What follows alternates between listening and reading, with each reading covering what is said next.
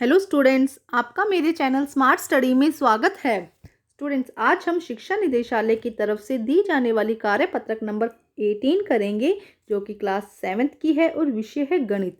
ये वर्कशीट 26 नवंबर 2020 की है। तो आइए शुरू करते हैं आज की वर्कशीट शुरू करने से पहले प्लीज़ मेरे चैनल को सब्सक्राइब कर दीजिए। तो आइए देखते हैं आज की वर्कशीट घातांक और घात। आओ दोहराएं। 8 8 को अगर हम देखते हैं तो या तो हम इसको लिखते हैं 2 गुना 2 गुना 2। तो जब 2 गुना 4, 4 गुना 2 8। ठीक है, तो यहाँ हम इसको ऐसे भी लिख सकते हैं 2 की पावर 3, है ना। 2 के ऊपर कितनी घात है? 3। तो इसको लिखा जाता है 2 के ऊपर घात कितनी है? 3। इसी तरह अगर 81 को लिखना है तो 3 की पावर 4 या 3 के ऊपर घात कितनी है? 4। 3 को जब 4 बार गुना किया जाता है तब कितना आता है? 81 आता है। तो 3 की घात कितनी हुई? 4। यहाँ पे 3 है नंबर और इसकी घात कितनी है? 4। इसी तरह 64 को अगर हम लिखते हैं तो 64 क्या होगा? 2 की घात 6। 2 की घात 2 को 6 बार जब गुना किया जाता है, 2 की घात 6, ये क्या है? घात है और ये नंबर है। जब 2 को 6 बार गुना किया जाता है तो 64 आता है। इसी तरह 125 में क्या होगा? 5 को जब 3 बार गुना किया जाता है, 5 गुना 5 गुना 5, तब क्या आता है? 125। क्या आपने जाना इन सभी संख्याओं के गुणनखंड एक ही संख्या है जिनको कई बार खुद से गुना करके हमें ये संख्याएं मिली है। यहाँ हमने देखा, देखो 2 को 2 से ही गुना किया गया, 3 को 4 बार 3 से ही गुना किया गया, फिर 2 को कितनी बार? 6 बार 2 से ही गुना किया गया। मतलब ऐसा नहीं है कि किसी 2, 3, 5 से हम गुना करें, नहीं, हम क्या करें? 2 नंबर लिया है तो हम 2 को 2 से ही गुना करते जा रहे हैं। तो एक ही नंबर को हम बार बार गुना कर रहे हैं। घातांकों का प्रयोग बड़ी संख्याओं को दिखाने के लिए किया जाता है। तो देखो, जैसे ए दिया गया ना, तो यहाँ पे जो नीचे नंबर होता है उसे हम आधार कहते हैं और जो ऊपर नंबर होता है उसे हम घात कहते हैं। ध्यान से सुनिए, आधार और घातांक। पहले ये समझिए, जो नीचे जैसे कि हमने दिया 5/5 की पावर है 4, तो ये हमारा 5 क्या हो जाएगा? हमारा आधार हो जाएगा और जो ऊपर दिया गया है ये हमारा घात हो जाएगा। आधार और घात एक ऋणात्मक पूर्णांक भी हो सकता है। तो आधार और ये घात दोनों ऋणात्मक भी हो सकते हैं और धनात्मक भी हो सकते हैं। देखो यहाँ पे एग्जांपल दिया गया है कि एक की कोई घात 1 के बराबर ही होती है। अगर 1 को हम 5 बार लिखेंगे तो इसका मतलब है कि 1 को आप 5 बार यहाँ पे गुना करें। जब 1 को 5 बार गुना करेंगे तो आंसर भी क्या आएगा? 1 ही आएगा। इसी तरह -1 की भी कोई विषम घात -1 के बराबर होती है। तो देखो, जैसे कि अब हमने लिखा है कि -5 की 5 बार घात करना है, तो हमें क्या करना है? -1 को हमें 5 बार गुना करना है आपस में। ठीक है, इस तरह से। ये समझ में आया? 1, 2, 3, 4, 5 हमने क्या किया? -1 को 5 बार गुना किया। तो अब इसका आंसर क्या आ गया? देखो, जब 2 -1 होते हैं तो ये आपस में कट गया, इनका माइनस माइनस, यहाँ पे भी इनका माइनस माइनस कट गया, तो अब आंसर हमारा क्या हो गया? -1।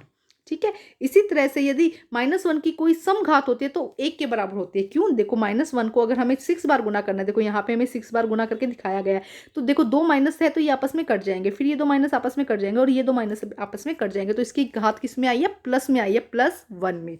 ठीक है, अभी देखते हैं आगे और समझेंगे बेटा इसको। गुणा रूप में संख्याओं को बार बार जोड़ना, कि देखो 3 गुना 2 क्या हो जाएगा? 6, और 2 गुना 3 क्या हो जाएगा? 6। तो हम इसको इस तरह से लिख सकते हैं कि 3 + 3 लिख दो तब भी 6 हो जाएगा, या 2 + 2 + 2 लिखेंगे तब भी 6 हो जाएगा। तो इसको क्या है? संख्याओं को बार बार जोड़ना।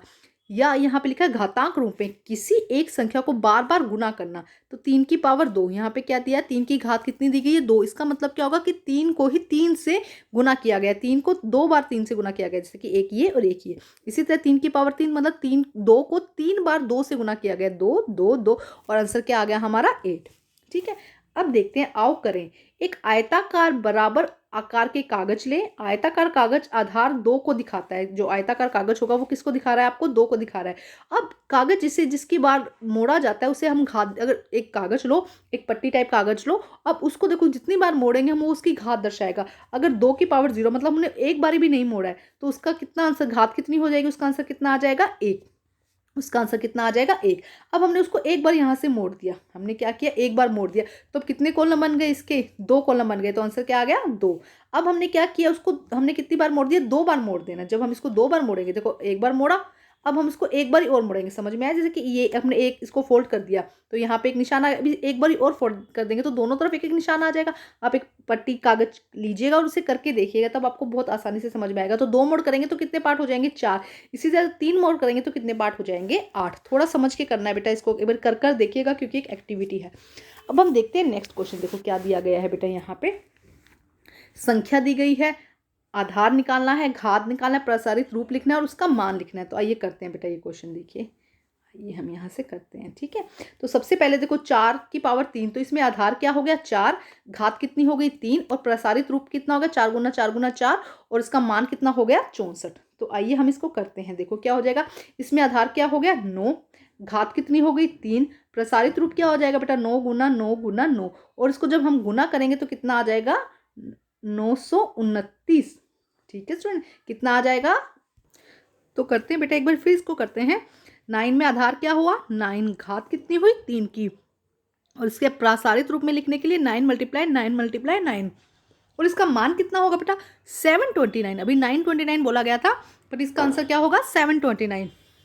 अब नेक्स्ट है 1 की पावर 4, तो आधार क्या हुआ बेटा इसका -1 और घात कितनी हुई इसकी 4 और जब इसको प्रसारित रूप में लिखेंगे तो हम इस तरह लिखेंगे, देखो एक सेकेंड, गुना -1 गुना -1। ठीक है, तो इसका आंसर क्या हो जाएगा बेटा 1।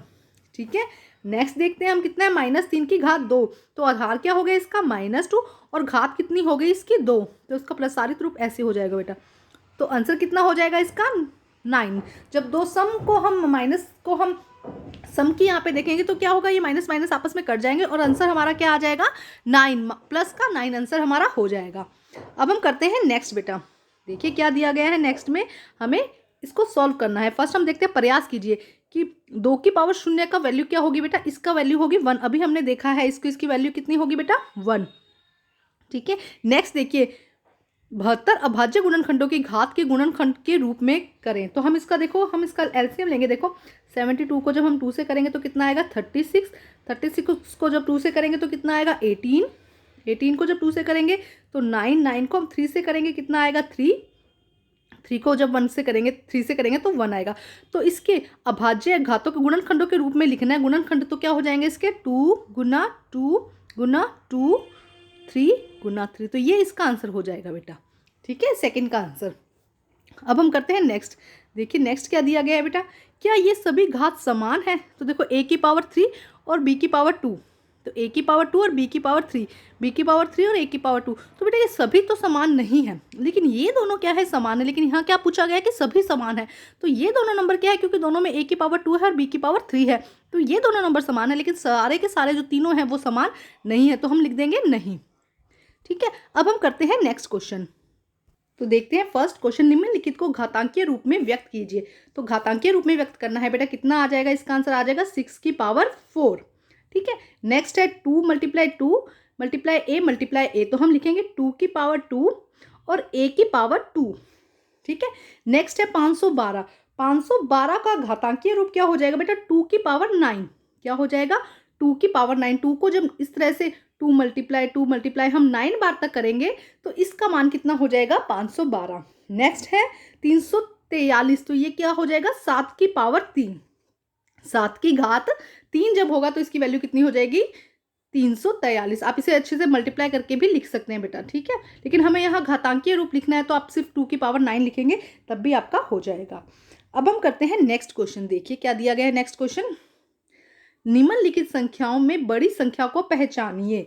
4 की पावर 3 फर्स्ट क्वेश्चन देखते हैं और 3 की पावर 4, इनमें से बड़ी संख्या कौन सी है। तो हम मल्टीप्लाई करके देखते हैं बेटा, 4 मल्टीप्लाई 4 मल्टीप्लाई 4 और इसको हम लिखते हैं 3 मल्टीप्लाई 3 को कितनी बार मल्टीप्लाई करना है बेटा, यहाँ पर 3 को 4 बार मल्टीप्लाई करना है। तो वैल्यू देखते कितनी आएगी, 4 चौक 16, 16 चौक 64, देखिए 3 तिया 9, 9 तिया 27, 27 तिया 81, यहाँ पे कितना आ गया 81। तो बड़ी वैल्यू क्या हो गई बेटा इसके अंदर, बताइए बड़ी वैल्यू कौन सी होगी, ये। तो 3 की पावर 4 हमारी क्या हो जाएगी, बड़ी संख्या हो जाएगी। ठीक है, अब हम नेक्स्ट क्वेश्चन करते हैं बेटा। आइए देखिए नेक्स्ट क्वेश्चन करते हैं। तो यहाँ पे क्या आंसर आया था 3 की पावर 4। अब नेक्स्ट देखते हैं 5 की पावर 3 है और 3 की पावर 5 है, 2 है, तो हम करते हैं सॉल्व। 5 गुना 5 गुना 5 हो जाएगा और यहाँ पे क्या हो जाएगा बेटा 3 गुना 3 गुना 3 गुना 3, 5 बार लिखना है बेटा हमको। देखो 1 2 3 4 5 हमने लिख लिया, तो इसकी वैल्यू कितनी आएगी बेटा 125 और 3 को जब हम 5 बार गुना करते हैं तो 243, क्या आता है 243। तो इनमें से बड़ा कौन सा हो जाएगा बेटा, बताइए इनमें से बड़ा कौन सा होगा, ये 243। तो हमारा आंसर क्या हो जाएगा 3 की पावर 5 क्या हो जाएगा, बड़ा हो जाएगा। तो ये है हमारा सेकंड क्वेश्चन। अब हम करेंगे थर्ड क्वेश्चन। बेटा समझ में आना भी बहुत ज़्यादा ज़रूरी है। अब हम करते हैं नेक्स्ट क्वेश्चन। देखिए सरल कीजिए, इन्हें हमें सरल करना है। तो फर्स्ट देखते हैं, 2 की पावर 3 है तो हम क्या करेंगे, 2 मल्टीप्लाई 2 हमने पहले इसको सॉल्व कर दिया, मल्टीप्लाई 5। तो आंसर क्या हो जाएगा बेटा, बताइए कितना आंसर हो जाएगा। 2 टू 4, 4 टू ज़ा 8, 8 5 ज़ा 40। तो इसका आंसर कितना आ जाएगा 40। ठीक है, अब हम सेकंड क्वेश्चन देखते हैं। यहीं पे 0 और 10 की पावर को हम ओपन कर लेंगे, 10 की पावर 10। तो आंसर क्या हो जाएगा बेटा इसका, बताइए कितना आंसर हो जाएगा। जब भी हम किसी भी नंबर को 0 से गुना करते हैं तो आंसर हमेशा क्या आता है 0। तो इसका आंसर हमारा क्या आ जाएगा 0। अब हम करते हैं थर्ड क्वेश्चन, बेटा इनको हटा रही हूँ। अब हम करते हैं थर्ड क्वेश्चन, चलो यहाँ कर लेती हूँ। -3 है ना, गुना किया हमने कितनी बार करना है, -2 एंड -2। ठीक है, ये हमें करना है। तो देखो बेटा, जब दो माइनस नंबर मिलते हैं तो वो पॉजिटिव नंबर हो जाते हैं। देखो यहाँ पे ये 2 मिले हैं, यहाँ पे ये 2, तो हमारा आंसर जो आएगा वो किस में आएगा, पॉजिटिव में। जब भी 2 माइनस नंबर को गुना किया जाता है तो वो क्या बन जाता है, प्लस में। तो देखो यहाँ पे पेयर बन गया, जो पेयर बन जाता है तो वो पॉजिटिव बन जाता है। ठीक है, तो अब देखते हैं हमारा आंसर क्या आएगा। देखो 3 दूनी 6, 6 दूनी 12, 12 दूना 24। तो हमारा आंसर क्या आएगा, पॉजिटिव देखना 24 कितना आएगा, प्लस के 24 हमारा आंसर आ जाएगा। ये है हमारा थर्ड क्वेश्चन का आंसर। ठीक है स्टूडेंट, तो ये हमारा होता है थर्ड क्वेश्चन। ध्यान से देख के, ध्यान से समझ के करना है बेटे आपको। ठीक है, तो बेटा आज की जो वर्कशीट है वो कंप्लीट होती है। वर्कशीट कंप्लीट करके अपने टीचर से चेक कराइए और प्लीज़ मेरे चैनल को लाइक कीजिए, सब्सक्राइब कीजिए और शेयर कीजिए। Thank you students.